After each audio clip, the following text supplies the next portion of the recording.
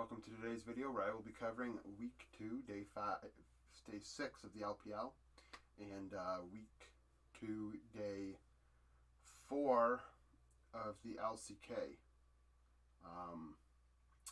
So let's get started. Every day I review the games that took place in the 4 major regions. Today's video will be in 2 parts, as was yesterday's. This is the Eastern games that occurred in the morning. The latter video will be of the Western games that occurred right now. Europe is playing, and North America plays tonight.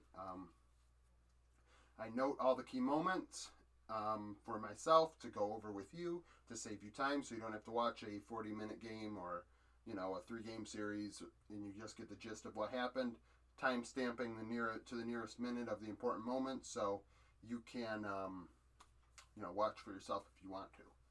So as you can see, game 1, series 1 was between LNG and Team We.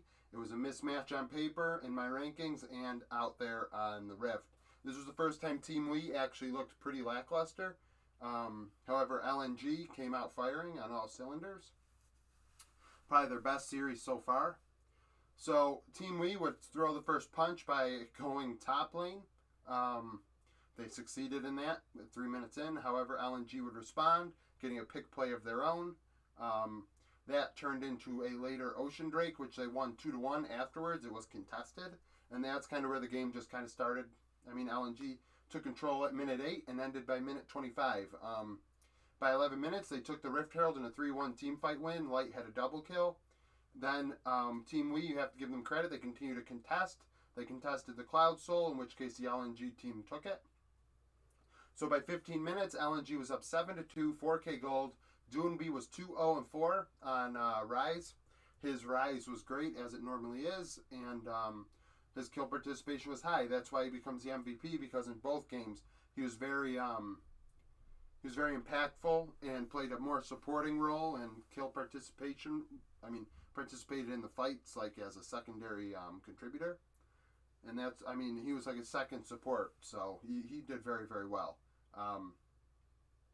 So at 18 minutes, LNG would go top lane, get a 4-3 team fight win over pretty much nothing but priority.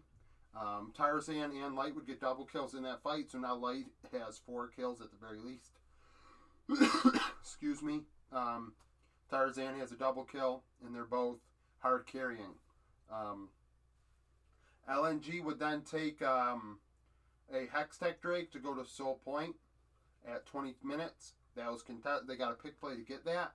Now it's 12-4. They have a 7K gold lead, and Tarzan is 1-0-6. 4-0-6, sorry, on Xinjiao. So Tarzan becomes a big contributor at that point. Everybody kind of got their hand in this game. In this series for LNG. LNG would take the Baron at 8.5K gold lead and end off of that 25 minutes with the same Baron. They ended. It was pretty easy, 15-4. It was a blowout. Second game was 17-6, not much different. The early game, LNG got out to an early lead. They were swapping back and forth when it started, but then LNG would, find view again. So there were multiple times in the second game where Team We were not respecting the LNG jungle in vision, and LNG kept picking off players, and View was picked off multiple times in the early game. This led to an Infernal. We would respond by going top lane. They continued in both games to try and get the top lane ahead, to no avail. LNG would then find another pick play as the disrespect continued, and take a mountain after that. In this game, LNG would eventually, they both would split. Drake's 2-2. So 15 minutes, the game was tied in gold, but LNG was up 3-2, and LNG were imposing their will on Team We. Team We couldn't go into the jungle without worrying about vision, and then they disrespected it, and they would get killed. At the Chemtech Drake, there was a fight 3-2, in which case View had a triple kill, Tarzan had a double kill. That was a big fight in this game. LNG by 22 minutes was up 1.5K gold. The game was still in anyone's. Anybody could have the game still at 22 minutes. 25 minutes, LNG would take the Chemtech Drake. Ali would end up with a triple kill, and that's where the game ended up turning for LNG to be able to make this a 2-0. That fight at 25 minutes was the key factor, because that led right into a Baron, which led into a gold lead, which ended in a do and be double kill to end the game. I mean, I say it like that because that's how it was. It was 25 minutes, they had that soul fight, turned into a Baron at 26, they ended at 28 with the same Baron. Very clean end to game for LNG. 32-10, a blowout. Doinby was great in both, playing the Galio in the second game, doing the Wombo combo with J4 and Camille. And in game 1, he played his Rise and played it well. Game 2, Series 2 was more telling for the LPL season at the moment. JDG and FPX are pretty evenly matched teams. I know I have them 3rd and 9th, but this is a series that was really telling about what both teams might be made of for the next couple months here. JDG wins 2-1, as you can see. This is probably JDG's best series so far. They looked like a team that belonged at, in the playoffs, and a former Worlds team. They looked good. So FPX in game 1, they would gank bot lane to start the game. FPX would then take a Cloud Drake and go 2-0, team fight win after, so they get to an early lead. Then they would go mid lane, turn that into a Hextech Drake, and also get 2 kills in top lane in 12 minutes. So that's a lot that FPX was doing in the first 12 minutes. By 50 minutes, FPX were up 6-0, 5k gold lead, and LWX was 3-3. So the AD was on point.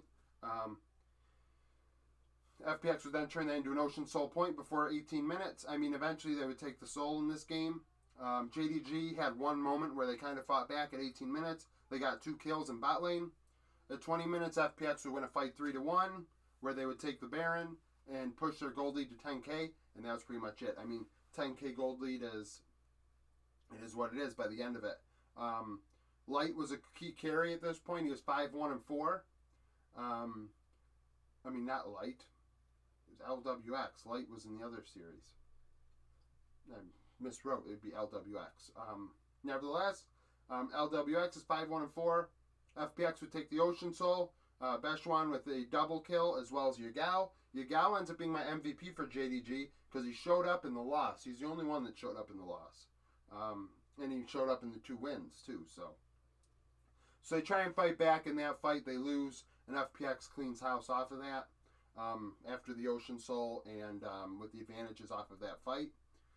Final score 18-5. It wasn't even close. A lot of games weren't close today. Actually, really, all of them weren't close. They were all pretty lopsided. Game 2, JDG would attack first, getting 2 kills in bot lane. At level 1, they would get a kill. Turn that into 2 Drakes. There wasn't a lot of action in the early game here. The first time, between level 1 and 13 minutes, there were 2 Drakes taken, which meant that there were no kills for me to figure that were important enough to write down. FPX would try and get the bot lane ahead at 13 minutes. Jahalu would solo kill 369 at 14 minutes. He looked really good in the Gwen. What did I write here? Gwen who? Oh, Jax. Gwen Jax matchup. My X looked kind of suspect there. Like I said, at 15 minutes, there was only 2-1 in kills, but FPX had a 2.5k gold lead. There wasn't a lot of action in the early game. JDG were content with scaling. They would take a Mountain Soul point before 17 minutes, eventually getting the Mountain Soul. They would go 2-0 team fight win at 18 minutes. Reset, FPX would then outmuscle them for the next Drake, the 4th Drake. So they were able to stall the game out for 5 minutes. This allowed FPX to take the first Baron at 23 minutes. However, JDG would answer by FPX would try and take Baron. They were up 3v5 at the time, but JDG were able to steal it and win the fight 3-1 afterwards. Yagao stole it, as well as getting a double kill in the fight on Victor, which is why that's the biggest reason why he's the MVP. He was the MVP of that game and showed up in the other 2 games in important ways and, looked well. So that turns the game because off of that, they have an advantage with the priority in lane with the Baron. They push lanes. They take the Mountain Soul. Now it's 9-5 JDG. They're up 3.5k gold. Yagao's 3-1-4 on Victor. They then turned that into another Baron, which was contested. They won that fight 3-0. And then win the game 4-1 to end. Hope with a double kill. So Yagao was the key member in that game, stealing that Drake at, the Baron at 23 minutes, if you want to see that interaction. The game deciding game, game 3, JDG would get multiple kills in bot lane to start it. Yagao actually would end up with 4 kills in the first 4 minutes on Corki. If you want to see how the first 4 minutes went in that game, the bot lane was pretty crazy. Yagao got served a silver platter in terms of these opportunities. So, with 4 kills, he's already fed, and we're not even 5 minutes into the game. 369 would return the favor from Jahalu earlier in the series, where Jahalu was able to solo kill him. 369 was able to flip the script in a Ken and Gwen matchup. FPX then would take a Drake. Bejuan would get a double kill in top lane for FPX.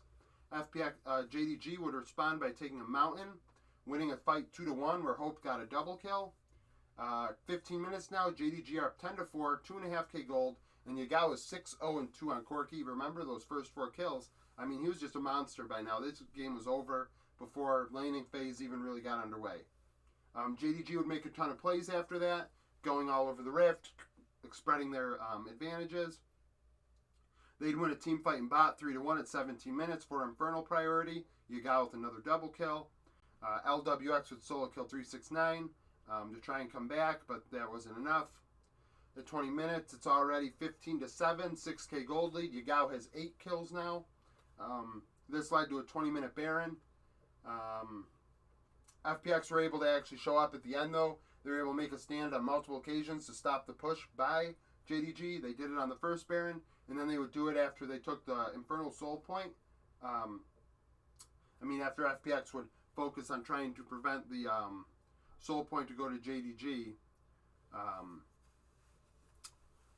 JDG tried to push down the lane, and FPX made a stand. So they were able to make them reset twice after they were up big and had a Baron at 20 minutes.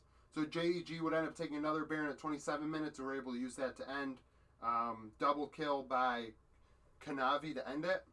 23-12. That was the closest game of the 3. FPX were able to actually do something at the end, but wouldn't be enough. Yagao was the MVP. Like I said, he had 8 kills minimum 8 kills in the third game. Had an impact even in their loss. And in the second game, without his steal of the Baron, maybe this is a 2-0 series for FPX. Now, this series told me a lot. Told me both these teams are playoff teams. JDG are going to move up. FPX will move down a slight bit, I bet, in my power rankings. But nevertheless, they both looked good. This looks like a series that we might see again come playoff time. Speaking of come playoff time, my number 1 and number 2 teams in my power rankings played today. EDG and OMG. OMG comes in 3-1, so they were going to drop from second, I imagine. Nevertheless, this was a series that went one way, and it was the EDG way. EDG looks like the best team in the world right now.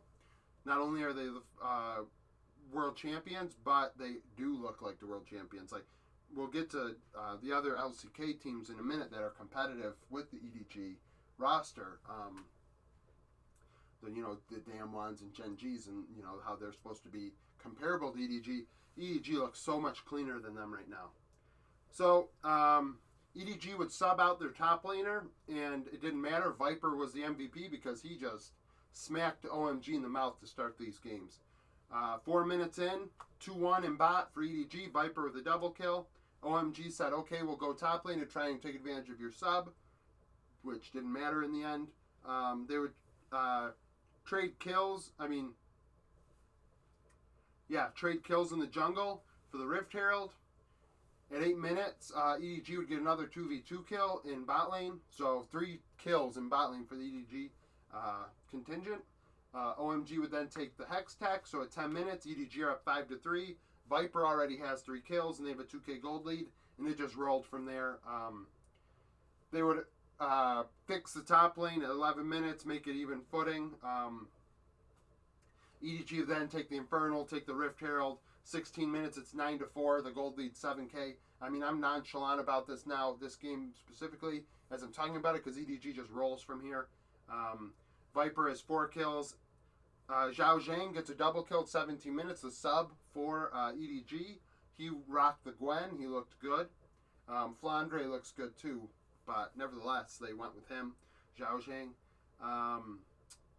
So EDG would take another mountain, take the Baron. The Baron gave them a 13k lead, and that's a massive. LNG's was bigger earlier in the week, but that's massive. And that ended the game 18-4. 13k gold. You're not beating that. Game 2 is very similar how it started. EDG would punch him in the mouth again in bot lane, Viper with another double kill, and then Scout would solo kill Cream in the what looks to be Syndra Victor matchup. OMG would then get EDG would get a couple pick plays, so EDG were able to catch OMG slipping. EDG were up 5-1, had a 2k gold lead, and Viper had 4 kills by 10 minutes. So he's already outpacing himself from the game before. Scout would solo kill Cream a second time. OMG would try and go to top again, which is like what they did in the first game. So they were not, righting the ship. First Drake was taken at this time. However, in the end, EDG would take the soul before this game was done. OMG's one moment where they really showed up was at 15 minutes. They had a 3-2 team fight in top where they won. However, EDG would then just roll from there, taking a mountain, winning another team fight, taking the Ocean and Ocean Soul Point uncontested. 23 minutes, EDG were up 11-6. Viper was 5-1-2 with a 6k gold lead. This game was rolling again. I'm just reading verbatim off of my notes because, this game was over. It's unfortunate. This was OMG's first real big test, and they did not look good. They will be dropping a bit in the rankings, that's for sure. OMG would win 3-2 in team fight mid at 26 minutes. However, at 27 minutes, they would lose the next team fight where EDG would take the Baron, push their gold lead to a level that could not be matched by OMG. The final fight occurred at 30 minutes for the Soul. Zhao Zhang with a double kill to close it out, and EDG won 2-0. Viper is the MVP. It goes without saying, both games he impacted the Rift in a big way in the bot lane. Getting multiple kills in both lanes was massive. It wasn't even a contest. Abel and Cold looked like crap down there. So, nevertheless, on to the LCK. All right, now on to the LCK. Week 2, day 4. Day 4, Wednesday, Thursday, Friday, Saturday. Yeah. So, we have our two big dogs. T1 obviously second in my power rankings, but we all know Damwon and Gen G are the big dogs right now. T1 obviously is as well, but we're really concerned about Damwon right now. Things were concerning in this series too, even though it's a 2-0 win.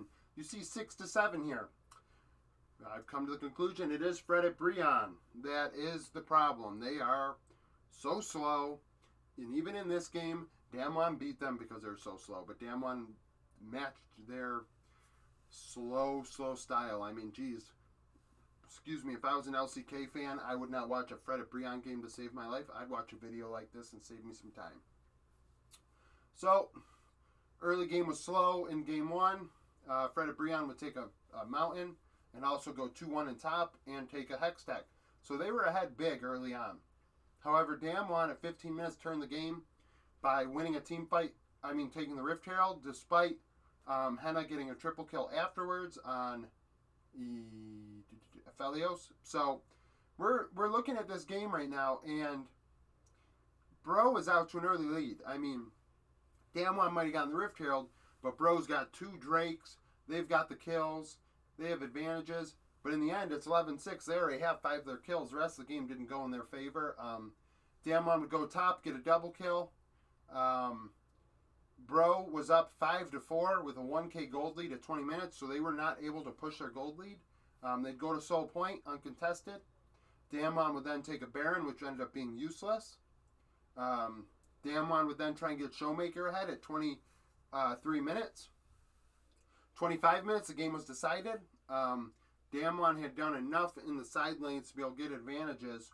So when they aced Bro at the Cloud Soul, the Cloud Soul Drake had opportunity for Fred at Brion. Canyon carried them through that fight. in which case they ended off of it. I mean, it was that simple. Brion just, I mean, they I don't even know what to say. They're going to, like I said, they're going to make the playoffs because they play such a slow, boring style. But Damwon should be kind of worried because losing that much in the early game to a team like Gen G is going to lose you a series easy. T1, KT, I mean, even Sandbox, if they're on their, on the right side of things that day. Red Force probably would because of the veteran presence and the carry roles. You can't allow that to happen. You can't, at 15 minutes, be down, all these kills and 2 Drakes and expect yourselves to be able to win.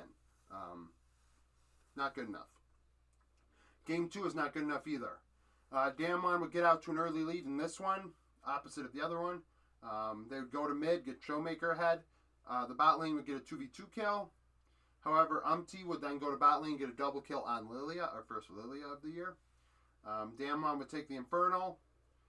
It was tied 2-2 at 10 minutes. Bro would then go to bot lane to try and upset the bot lane again, which turned into a Chemtech Drake and a Hextech Drake. I mean, for the next 10 minutes, nothing happened, and the priority was in the favor of Fred Brion. You see here a lot of coloration, not a lot of black. There wasn't skirmishing outside of around Drakes. And even then, when Fred Brion took that Chemtech and Hextech Drake, there was no contention. Damwon was up 3k gold by 25 minutes. At 25 minutes, they would then take a Baron and push their gold lead to 5.5k. Actually, my mistake. Damwon took that Chemtech. Fred Brion took 2 Hextechs.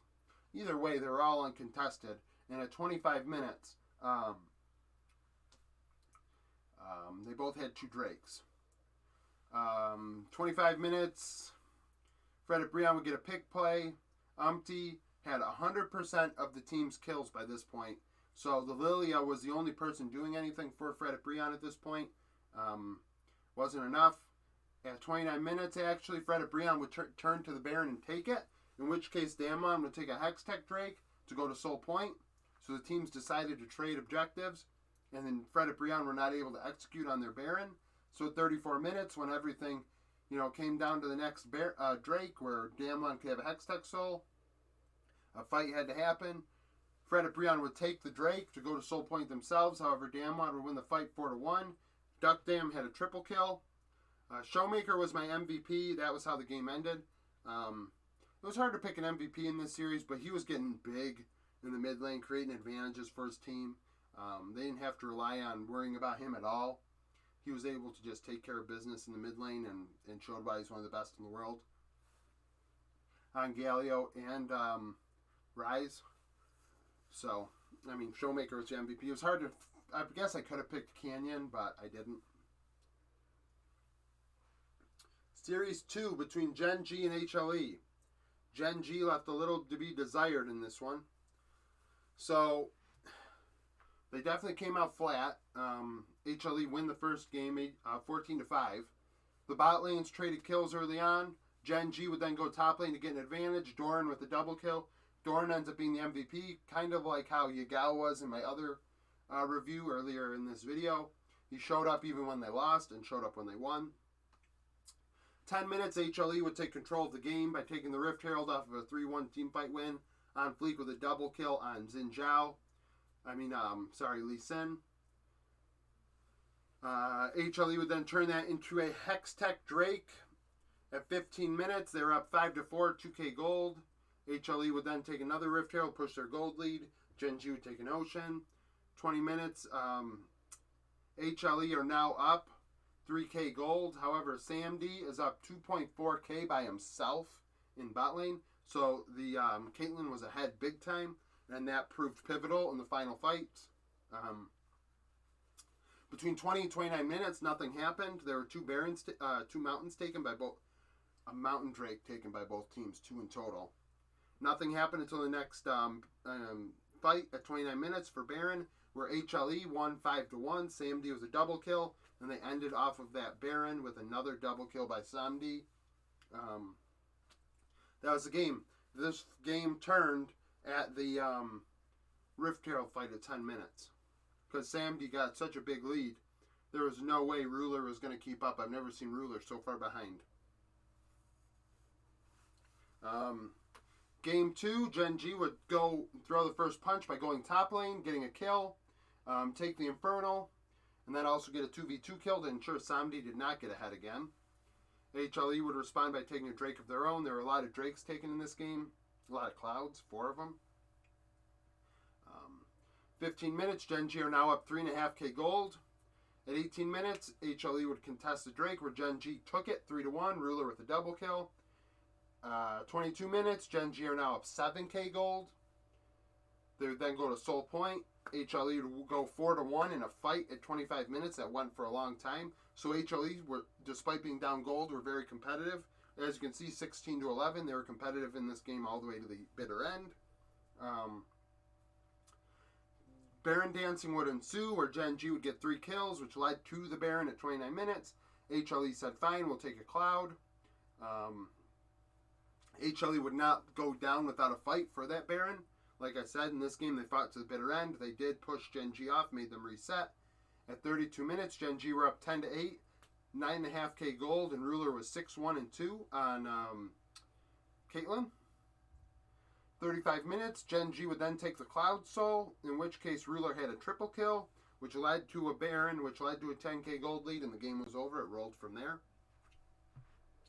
That fight at 31 minutes is kind of what I mean by the game being close. HLE were able to force Gen G to reset, allowed themselves 5 more minutes to do something, in which case they couldn't, turn it around, but they gave themselves an opportunity. Game 3 was the shortest of the series, very cut and dry. The early game was slow. Gen G would take an Infernal. Doran would solo kill Dudu twice in the early game at 11 and 12 minutes, 10 and 12 minutes in the Gwen Karagas matchup, which is why he's the MVP. I mean, in Game 3, when everything was on the line, he hard carried this game. Gen G would then take a Cloud. Eventually, they would take a Soul in this game. 15 minutes, they would go 3-1 in bot lane, where Peanut had a double kill on Lee Sin. No, J4, sorry. HLE would try and contest the Soul Point at 19 minutes, in which case Chovy had a double kill, pushed them off. The Akali was rolling. It was 10-3, 4.5k gold lead. Lahens was 1-0-7 on Yuumi. The Yuumi looked good. The Yuumi should be banned in all games, I think, going forward on anybody's region. 24 minutes, HLE would then again try and stop Gen G from taking the Ocean Soul, in which case they lost. Chovy with another double kill. And that was that. I mean, they took the Baron after that. 10k gold lead, ended the game. Cut and dry. I mean, I don't know how to feel. Like I said earlier, wow, I can't speak. Like I said earlier, EDG is the only team that's looking good right now. Even in this, Damwon won a game that they had less kills in again. Gen G struggled in this game to win, and losing this game is, unacceptable against a team like HLE. I don't know, and maybe, it's not right to say, it's the LCK, 1 to 10, all teams could be good, and that's true, but I can't put them in the same level as EDG, who is beating teams that are 3-0 in their region and handily. It's not even close. EDG's on a whole nother level. So, nevertheless, thank you for watching this video where I covered the LPL and LCK. Later on, I'll have my LEC and LCS video up, hopefully, today. If I'm not, dead tired again. Thank you for watching. Like and subscribe if you like this content and want to see more in the future. And constructive criticism is good criticism.